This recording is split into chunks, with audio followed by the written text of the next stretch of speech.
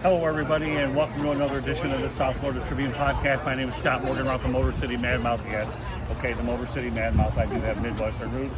I am pleased to be joined by Cassie McGovern. And Cassie, first of all, just to let everybody know out here, okay, this show can be seen on www.southfloridatribune.com.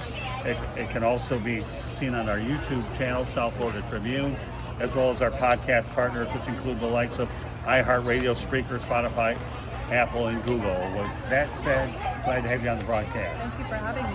You're very welcome. Well, you know, you talk, obviously you have an incredible thing going here with drowning prevention, so I want to touch up on some key points as well. First of all, you started this foundation, Casey, with your own personal tragedy. Why don't you go ahead and make sure that give everybody a little bit of an overview.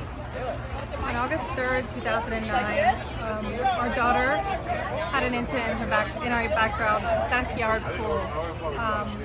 And unfortunately, due to the incident, she lost her life. She passed away on August 11, 2009. And from this tragedy, we have tried to turn around and educate as many families as possible. We thought we were doing everything right as parents, having the pool fence and being very much involved in their life. And unfortunately, there was just little things that we didn't know. And we feel like education is power, and sharing the things that we could have done differently might have saved her life and hopefully future children's lives. So I know that your primary focus, once again, focuses on drowning prevention. Why don't you give me more details about that? Well, drowning is the #1 cause of death for children 1 to 4. And the state of Florida leads the country with the amount of drownings that we have.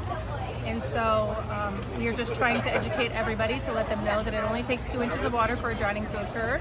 Supervision is crucial, and installing multiple layers of protection is also something else that we encourage. Having door chimes, having the pool fence, and then teaching your child to swim is crucial. Very good. Okay, so let's talk about, Casey, the purpose of today's event.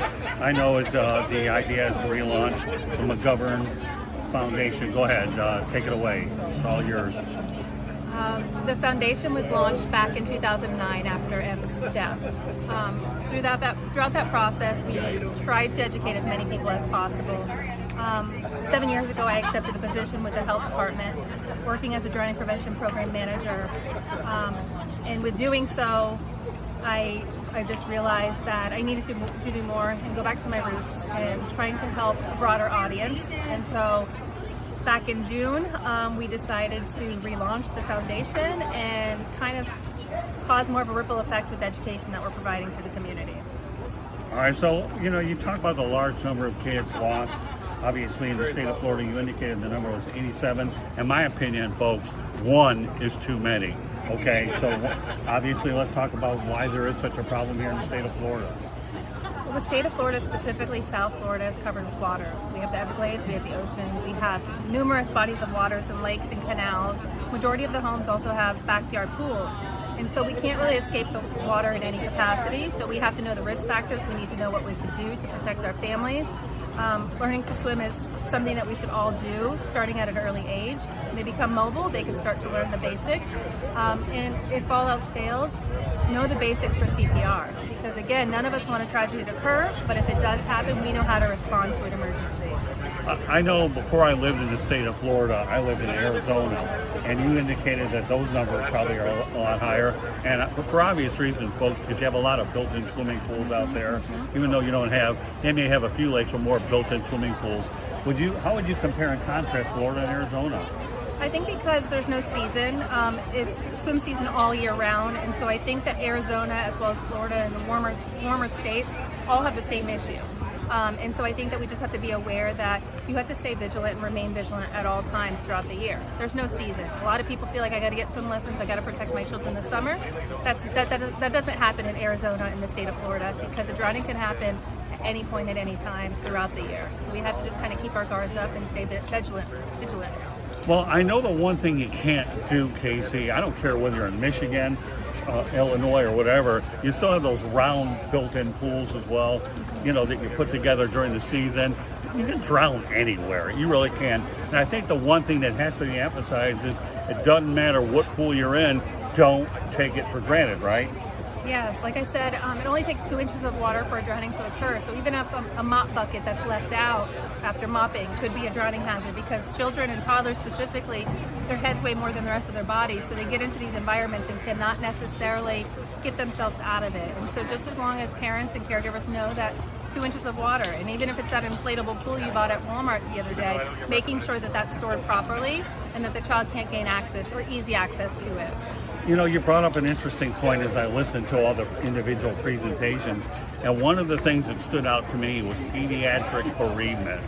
And I'm going to tell you right now, okay, I'm going to make sure that we want to get this message out to everybody. And this is not just a local broadcast, folks. This is a national broadcast, as I mentioned, where the distribution is going.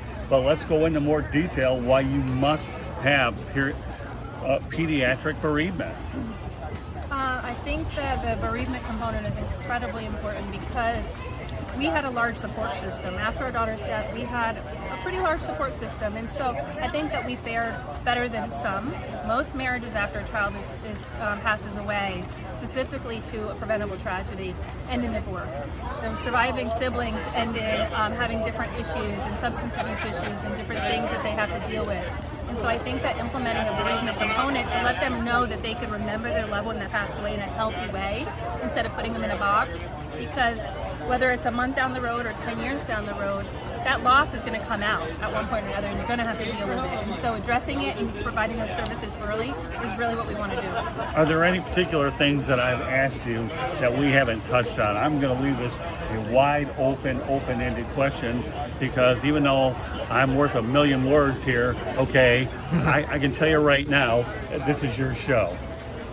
The floor is yours. I'm putting Cassie under under the microscope here, but this is an opportunity for you to get it out there.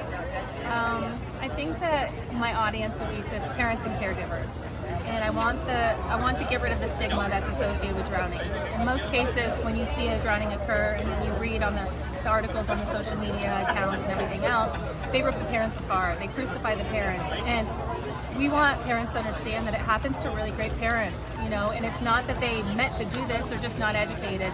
And so we're working really hard to educate so that they know that you have supervision when you're near the water. You have multiple layers of protection for your children when they're in the home and you're doing laundry or helping another child with homework. You have multiple layers of protection, which means a door chime on the door so that you know that door opens. You go to that door area.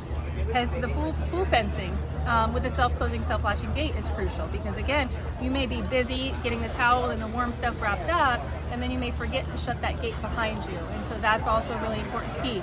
If they make it through those and breach those barriers, then we want to make sure that swim lessons are important. Starting them early. As the moment that they start becoming mobile is when they should start getting introduced to the water. Not waiting till later, not waiting till they're 5 or 6 because that's what you did. We live in an area that we're surrounded. We can't afford that luxury. And then if all else fails, no CPR. Take those classes. And the McGovern Foundation, as well as the City of Coral Springs, will be offering Friends and Family CPR quarterly. So just check out our website at McGovernFoundation.com to sign up for that.